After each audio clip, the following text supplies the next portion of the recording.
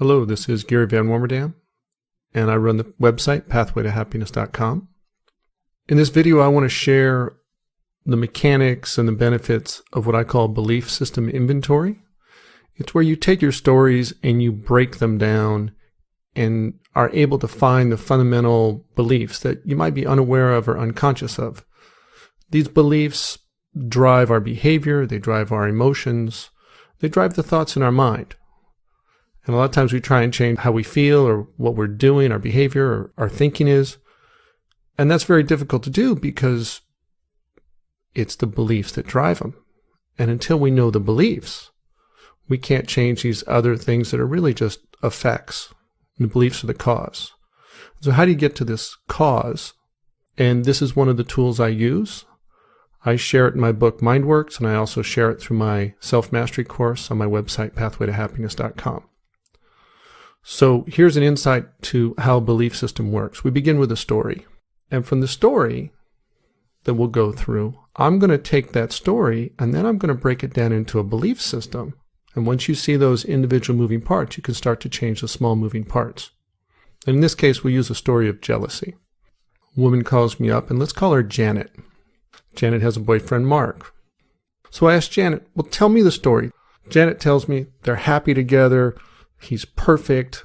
Her man, Mark, is amazing. They're so in love. Very romantic tale. I said, so what's the problem? Well, I get jealous, she says. He works in the music industry, and sometimes he's out late. He's at a club. And I know he gets attention from women because he's really good looking. And then, well, my mind goes a little cattywampus. I start getting insecure. I start thinking of him with other women.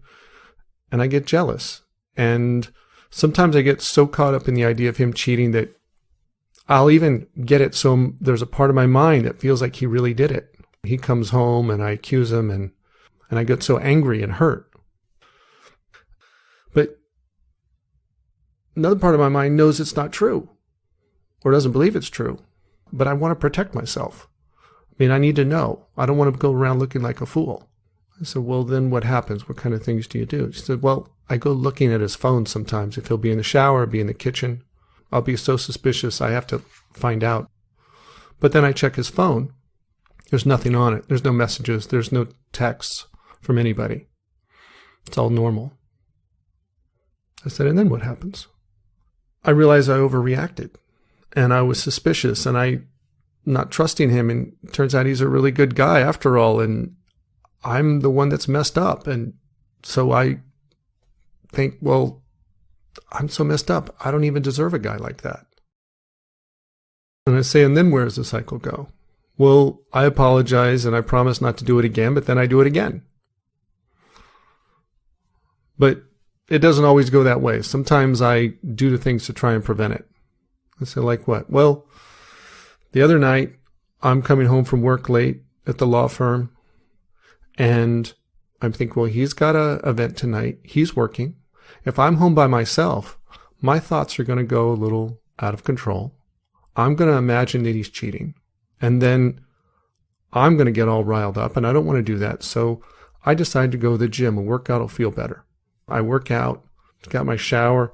I feel energized. I feel pumped up. I'm going, I'm beautiful. I'm smart. I'm about to make partner at a law firm. I make my own money. I'm a great catch. I don't need this drama in my life. I don't need a guy like this. There's a lot of guys that would want to be with me. I could totally do without him and all this drama. And so, I'm really not that insecure a person. And I don't know why I get so jealous at times and my mind freaks out. It's not really me. It's not who I am. And so Janet asked me, what should I do? How do I fix this? And I asked her, which part? She said, well, the jealousy part. I said, well, the jealousy part's made up of a lot of little parts. You've got a lot of little things all going on that all add up to a big thing. And she's like, no, there's got to be one thing. What one thing do I need to change? I said, well, I look at it this way. It's like a tree. You want to go move this tree. You've probably tried to move this tree called jealousy, and you've tried to push it over and get it out of your backyard because it's blocking out the sunlight in your relationship. And even when you're feeling good, you're afraid any moment you're going to trip. on something dark in the shadow. Go accuse them or get angry or feel hurt for stuff that didn't happen. And you're trying to get this whole tree out and push it and make it go away. But it's not budging. And the way to get rid of the tree is to chop it up in small pieces. You can cut it up into smaller pieces like firewood and haul the branches out and the logs out one at a time. And that lets the sunlight back in. But if you're trying to cut down a tree and move it out in one step, I think you're going to approach it in a way that's going to fail. So she asked me, what are the pieces? I said, well, let's begin with your romantic partner, your perfect guy. The way you describe him, I hear 4 different versions. He's the perfect guy. He's just the right guy for you. Until your mind goes in another direction, and then you imagine him's the guy who's cheating on you. He's cheater Mark. And you accuse him. And you feel like he's really done it. It's a different version of you who sees him that way.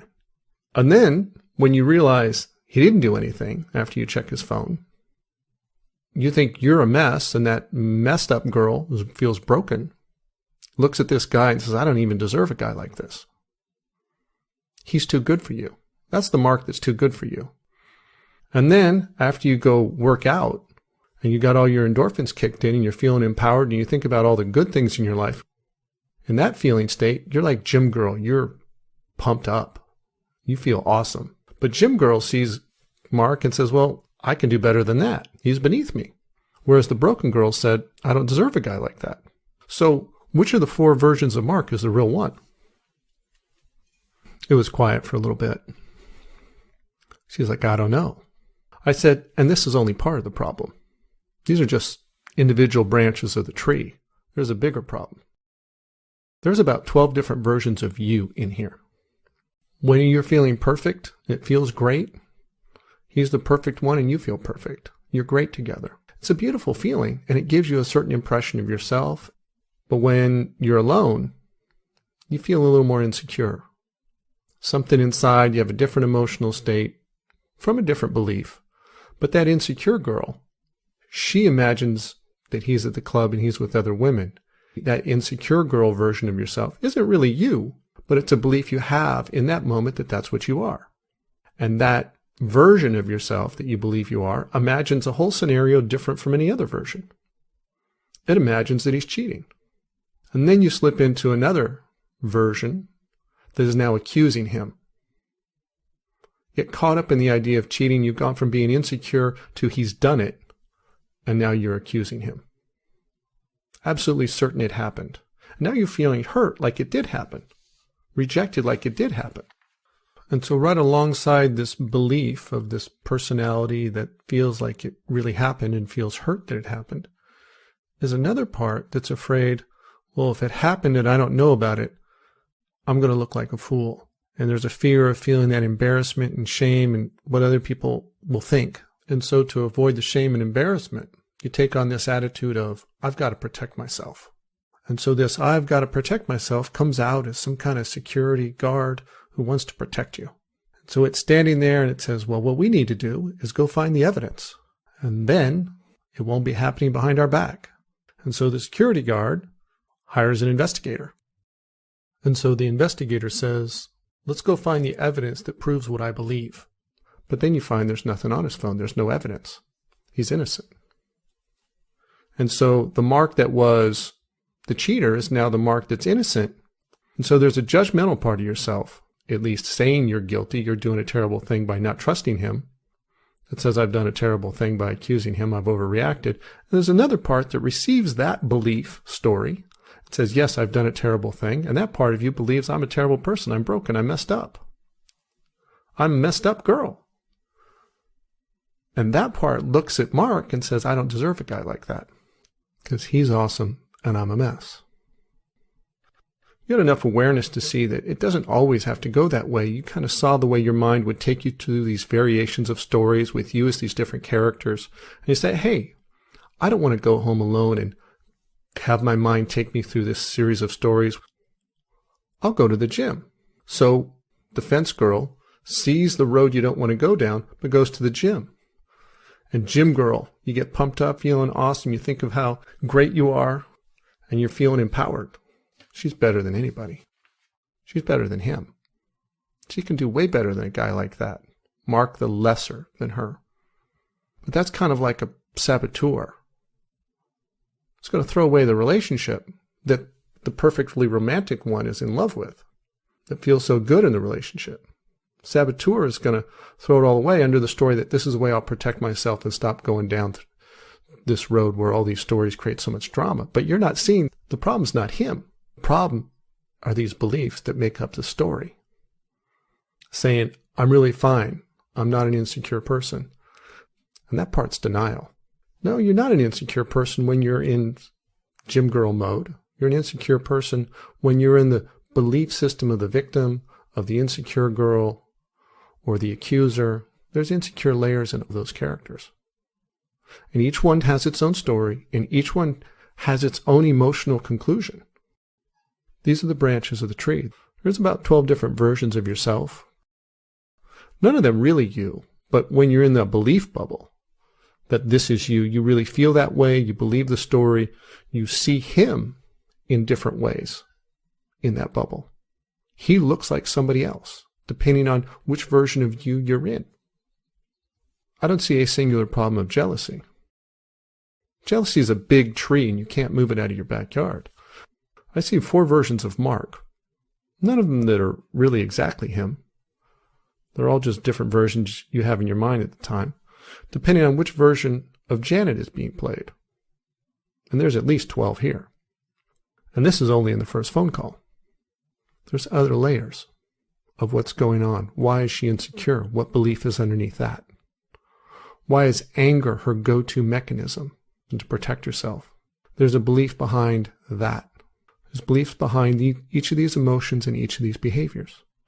When we do a core belief inventory, we get to find out what these are, cut off the branches, get down to the trunk of the tree, and get some sunlight back in our life. But you can't push the tree over in one step. When you do a core belief inventory and you look at the stories on the page and the character, these false parts of yourself, generating them, you can now be skeptical. You can now apply some awareness to what's going on in your mind and how it pulls you and takes you for a ride. And so a key component to seeing these beliefs, this belief system, these multiple false versions of ourselves, is this shift in point of view. To step outside the story, to step outside the character or the false part of yourself that's generating a story, or what we might call the ego. And once you're able to do that, you can apply the skepticism. You can say, hey, that might not be true, because in this other moment, I see this person completely differently. Now, which one are they? Just those kinds of questions allow you to start to take your faith and the power out of these beliefs and bring the emotional energy down and dissipate the thoughts.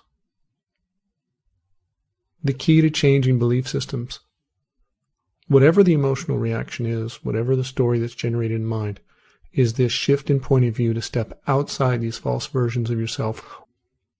Once you do this and you apply the other exercises in my course and from my book, the rest of the dominoes begin to fall. I teach that through my book, MindWorks, and in my online self-mastery course at pathwaytohappiness.com. If you want to know more about how your belief systems drive your emotions, behaviors, and thoughts, but more importantly, how to change them, go check it out.